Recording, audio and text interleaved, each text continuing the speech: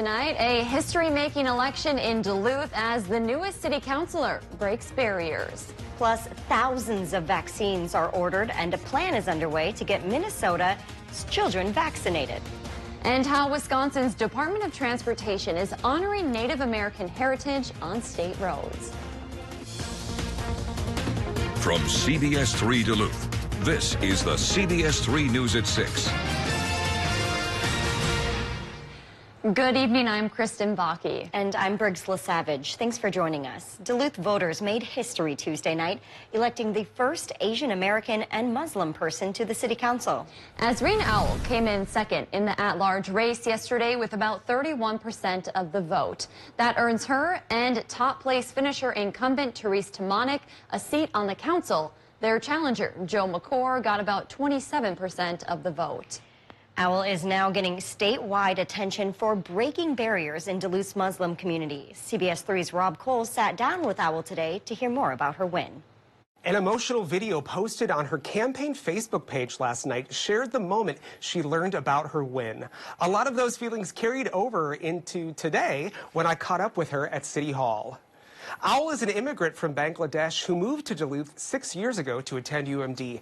She says she's a champion for race and class justice and now serves the community as an advocate for at-risk kids and teens experiencing homelessness. With this new role on the city council upon her, Owl tells us having a chance to stand up not just for the local Muslim community, but all of Duluth is a burden she recognizes and a privilege she's honored to carry. Owl says she's still processing her victory last night and the greater impact it will have. It hasn't completely settled in, but I'm sure as time moves forward, it's going to settle in and really hit, and it's going to be a pivotal moment of, okay, so where is the next learning and growth I can go through with my community? Owl says the fact that 88% of Duluth's population is white and just 10% are people of color shows that her campaign brought new voices into the political process. She hopes she can continue to inspire others to take a similar path. We'll hear much more from her tonight at 10. That's also when we'll hear from others in Duluth's Muslim community about what this kind of representation means for them. Thanks, Rob. As the pandemic continues to complicate things in the classroom, Duluth School Board members say it won't stop them from doing what they were elected to do. As the election wrapped up yesterday, board members said even after a rough year dealing with issues like staffing shortages and mask and vaccine debates, it is the perfect time to lead instead of giving up. Voters elected 2 incumbents and 1 newcomer, Amber Sadowski, who says the challenges ahead don't scare her, but instead they motivate her mission. Are in the middle of a pandemic, and it's a difficult situation, makes it all the more important that we have school board members that are going to work collaboratively and strategically and positively for our kids. She says as a newcomer, she's ready to do the work and believes education needs more people willing to lead during difficult times. Floodwood voters also passed a referendum last night, investing money to avoid cuts in schools and keep class sizes small. District leaders say about 300 people voted yes and 117 voted no. The referendum will now put an additional $330,000 a year into the district over the next 10 years. Floodwood school leaders say their current levy will be ending this year, so under this new referendum, property owners with a $200,000 home would be paying $6 more a month on their taxes than what they were paying before. Minneapolis voters have re-elected Mayor Jacob Fry for a second term. It was a tense race that focused on calls for changes to policing and racial justice. More than a dozen candidates ran to be mayor in Tuesday's general election. Minneapolis uses ranked choice voting, so the results were announced today after Fry didn't get enough votes in the first round last night to win outright. Dave joins us now for a quick look at weather. Dave, a nice calm one out there for a lot of us today. Yeah, so we're waiting outright here. No recount.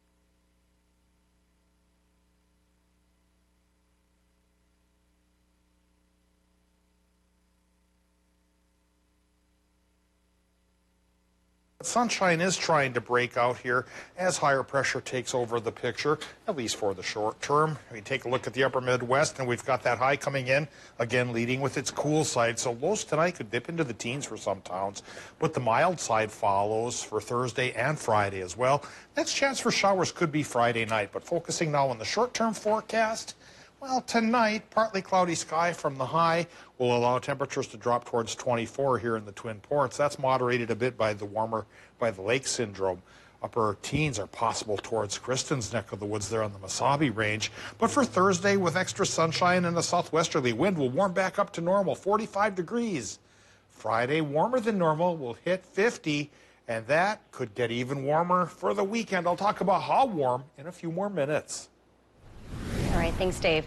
An Iron Range man is expected to be charged with arson and reckless driving after crashing into a rescue truck while crews responded to a garage fire. That happened just after 7 last night at a home in Balkan Township, not far from Chisholm. The county sheriff's office says the homeowner saw his garage on fire, and that's when another 36-year-old man from Embarrass, who authorities say the homeowner knew, drove off in a vehicle. He came back and rammed a pickup truck into a parked emergency vehicle. He was arrested and is now expected to be charged. We know that the fire destroyed the garage and several vehicles, but we don't know how it started just yet. The state fire marshal is investigating, and no one was hurt. An Iron Range community is hosting a celebration of life tomorrow night for a 28-year-old Hibbing man. Chris Ozzello was walking across Howard Street in Hibbing Thursday night when he was struck and killed. The Doherty Funeral Home is holding a memorial for Ozzello tomorrow afternoon from 2:30 to 5. Afterwards, there is a potluck at Sportsman's Restaurant where he worked. Staff say he was well known and well liked in the community. An overnight fire in Superior forced a family out of their home and killed 2 of their dogs. Crews responded to a mobile home near Bay Drive and 49th Avenue East around 11 last night. Fire was pouring out of the roof and the windows. Everyone home at the time did make it out safe, but it was too dangerous for firefighters to go in and rescue the dogs. The fire caused about $100,000 in damage. No word on what started it. Wisconsin's gun deer season is just a couple of weeks away. And the DNR wants to make sure that hunters have a safe experience in the woods. According to the Wisconsin DNR, more than 500,000 hunters are expected to get out in the woods this year. Due to the fall harvest, moderate water levels, and a mild winter last year, the DNR expects the deer population to be solid. The DNR is reminding the public to not wait until the last minute to get their hunting license and buy ammunition early due to supply shortages. We'll sell right around 220,000 licenses in that week prior to the 9-day gun deer season. So, really, this is the time for hunters to get out there, purchase those licenses. Don't wait till the last minute. The DNR also encourages hunters to test their deer carcasses for diseases. Wisconsin hunting season begins November 20th through the 28th. To learn more about hunting safety and where to test your deer, we have a link on our website. And we are just a few days out from Minnesota's deer hunting opener, but license sales are slightly behind last year's banner year. As of yesterday, the state had sold nearly 163,000 firearm licenses. That's compared to 168,000 this time last year. The pandemic has been credited with pushing more people to get outside, but experts still hope to make up some ground on hunting license sales through the rest of the week. Minnesota's deer season opens on Saturday morning. Calling it the game changer that we've been waiting for, today Minnesota leaders celebrated the first young kids getting vaccinated against COVID. According to state health officials, there have been 45,000 pediatric cases in Minnesota since July. While the illness is often not severe, the CDC now lists COVID as one of the top 10 causes of death among children. That's why they say it's so important to get young kids vaccinated. There are 1,100 providers ready to go statewide, and that includes many schools hosting clinics. Governor Tim Walz says appointments are filling up fast, and he asked parents for patience, but says it's an important step forward. This is all about making sure our kids can be kids, that they stay in school, they get to have childhood, they get to have the sleepovers, and the only way you do that is by beating this thing. State health officials say the smaller size doses started arriving in the state earlier this week. People can start signing their kids up for appointments now ahead of those doses arriving in your community. Essentia spokespeople say they too have been getting ready to vaccinate this age group as quickly as possible. They'll be requiring appointments for 5 to 11-year-olds. St. Luke's will also have appointments available starting Monday, along with St. Louis County later this month. We have more details on our website. And Duluth schools will start running their vaccine clinics for younger students tomorrow. The Duluth School District is partnering with the state. The optional clinics will be held after class at the elementary and middle schools by appointment and walk-up. They are only open to kids ages 5 to 11. A parent or guardian has to be there, and we have a full schedule of the clinics on our website.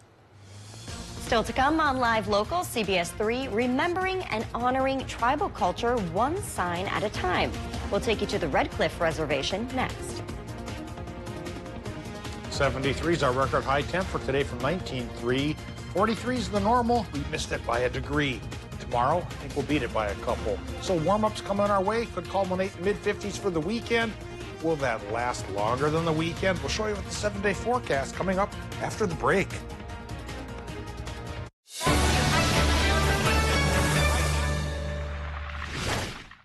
I'm telling you, you should open a business. I wouldn't know where to begin. I've got an idea. I hope you like it. I love it. Just one question. What's that? It's a chair. New plan. You make the furniture, I make the ideas, NBC makes them happen. That was always the plan. Bring us your best ideas. National Bank of Commerce. We make more possible. Oh yes, I remember. It was on Christmas Eve many years ago. I was on my way to my grandparents' house in Duluth. We were on a train. And the train became snarled in a horrific storm. Everyone feared that Christmas would be lost. But what the little girl and train conductor did next saved Christmas for everyone. This is the Christmas City Express, a train ride and storytelling experience on the North Shore Scenic Railroad in Duluth. Tickets and information at DuluthTrains.com. The Christmas City Express is your ticket to fun holiday memories for your entire family. All aboard! It's been said, imitation is the sincerest form of flattery. And these young artists mirror the best. The legacy lives on. Hi, Russell Nicolay Law Office. If you've been seriously injured, we can help. For the last 14 years, my office has been helping folks like you and holding insurance companies accountable. My award-winning legal team can help you and your family. Remember, if you've been injured, get Nicolay. We win or you don't pay.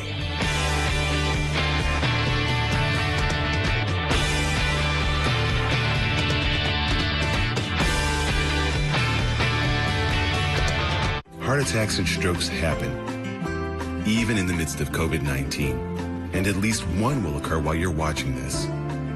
Heart attacks and strokes are medical emergencies. If you experience symptoms of a heart attack or stroke, do not delay seeking care. Call 911 immediately. Hospitals are prepared and can safely treat you.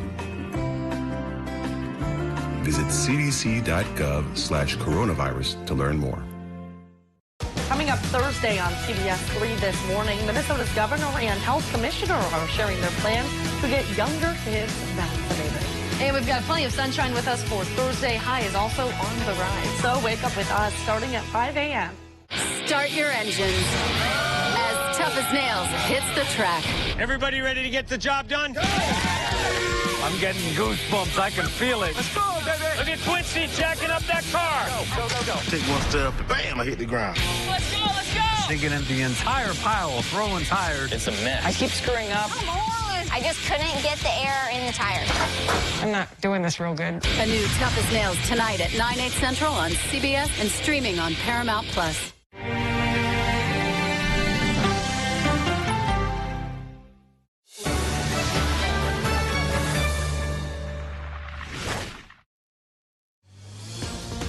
Now, the CBS3 Duluth WeatherMax forecast with meteorologist Dave Anderson.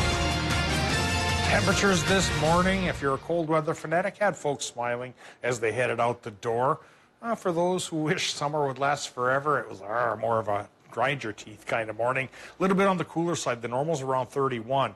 A lot of places came up shy, including Orr and Hibbing in the upper 20s. A little bit warmer, though, was places like Moose Lake at 32. Upper Peninsula, a little bit nippy in the upper 20s, and then 30 straight up for a lot of towns in northern Wisconsin. Bottom line here is if you take a look at Bemidji and their wake-up temp of 18, well, the Mesabi range just might do that tomorrow morning as temperatures take a bit of a dive. We'll shave about 10 degrees off these numbers. A high-pressure system coming in from Canada will take temperatures down overnight, but the double edge of that sword is high pressure keeps the clouds away, so extra sunshine and a southerly wind like we have right now will make us go back to normal for temperatures, which is roughly the low to mid 40s. Current conditions from the airport tell us it's 36 at the moment, 52% for the relative humidity, and there's that southerly wind coming our way.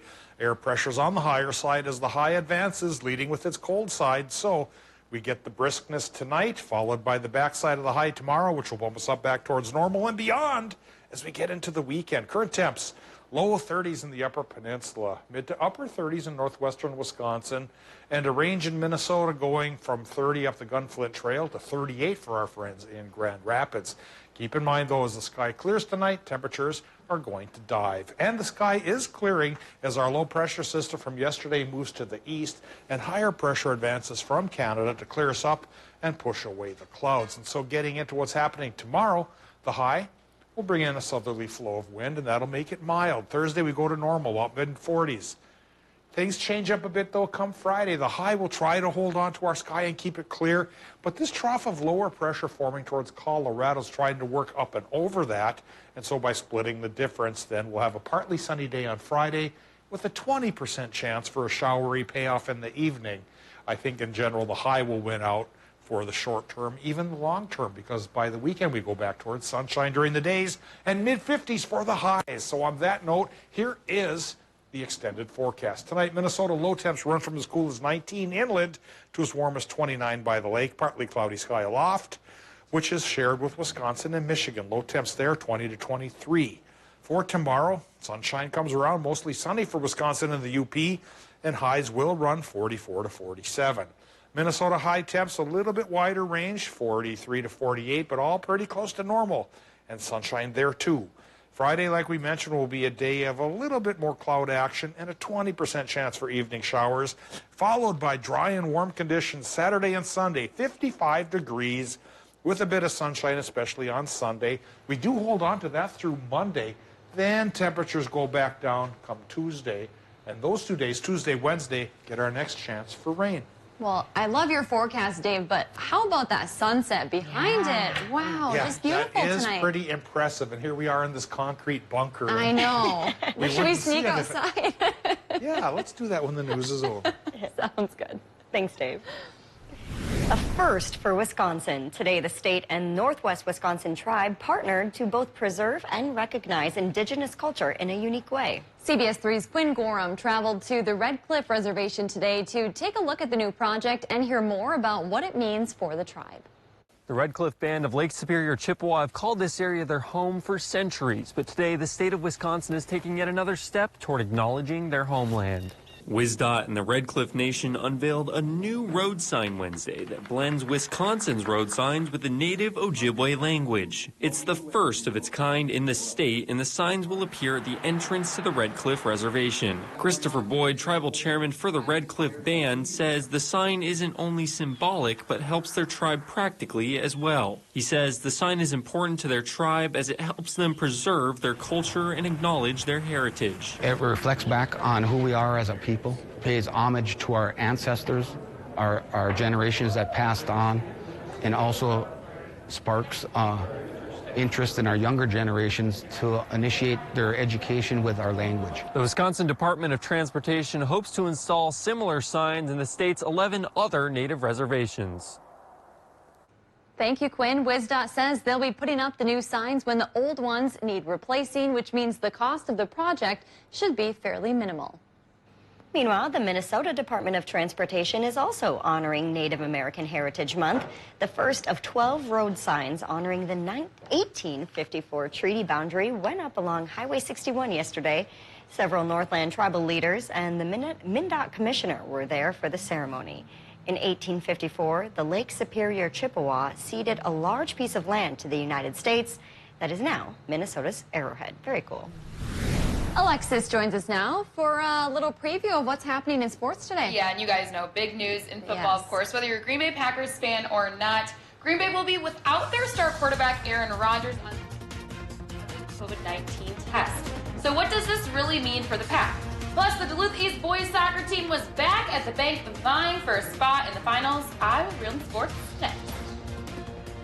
Join us weeknights. We're live at 5 as we go around the Northland, city by city. When severe weather hits, tune to CBS3 for up-to-date coverage morning and night. CBS3 Live Cams, brought to you by KohlerChevy.com, now featuring the Kohler Express Deal online buying solution. KohlerChevy.com, a better way to buy. When you have a faculty and a group of people in a school that care about me and want me to succeed in life, it really increases your self-confidence, your enthusiasm about school, and that's LSC. Find the home of your dreams with Homes by Edmonds. Whether you're buying or selling, trust Duluth's oldest real estate company, Homes by Edmonds, LLP. Sunday mornings at 10:30 on CBS3.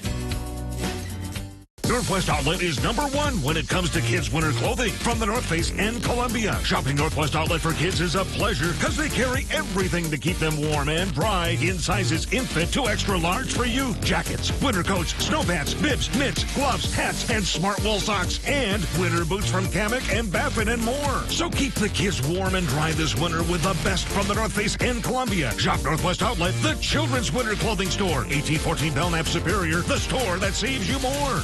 Mining. It's a part of Minnesota's history that affects everyone in the Northland still to this day. From environmental issues to economics and so much more. Join me, Kristen Bakke, every Tuesday for Eye on Mining, a fair and unbiased report that answers the tough questions surrounding the world of mining. Eye on Mining with Kristen Bakke. Tuesdays at 10 only on live local CBS3.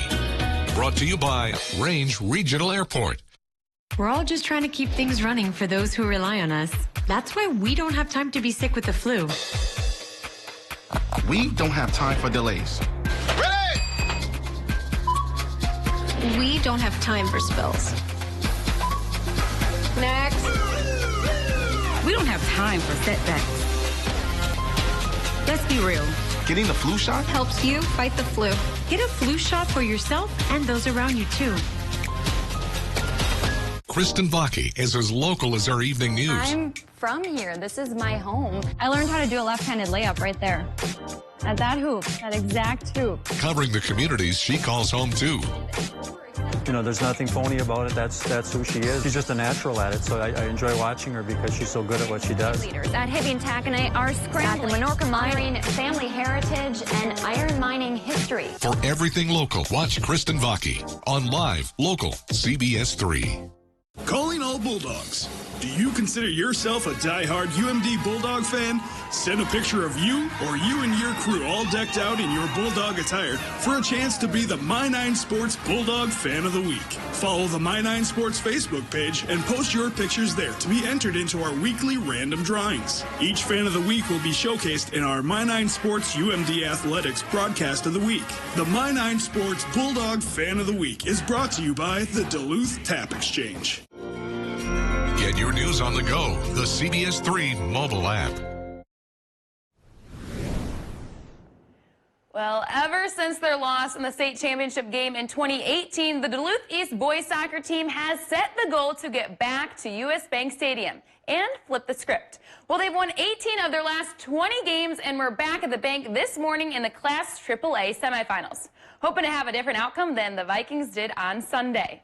In the first half, Irish send the ball deep in the Greyhound zone. The ball finds Dante Shannon. Shannon off the touch on an awkward angle, still finds the way to put it in the net.